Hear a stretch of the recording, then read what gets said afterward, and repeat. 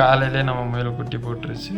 சரி குட்டி போட்டுருச்சுல அப்படின்ட்டு வந்து இறையெல்லாம் ஓரமாக ஒதுக்கி விட்டு அந்த சாக்கை போட்டுவிட்டு குட்டியை போட்டுவிட்டு அந்த ஒத்த குட்டியை தூக்கிக்குள்ளே போட்டுட்டு படுக்க வச்சுருந்தா நம்ம பொட்டையை.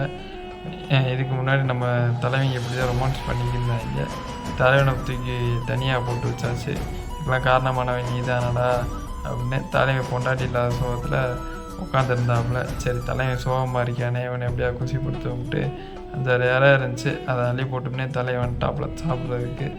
சாப்பிட்றவன் என்னடா செஞ்சுக்கிறிக்கான்னு பார்த்தா வாயெல்லாம் தொடச்சிக்கிருக்காப்புல. சாப்பிட்றதுக்கு ரெடி ஆகிட்டாப்புல.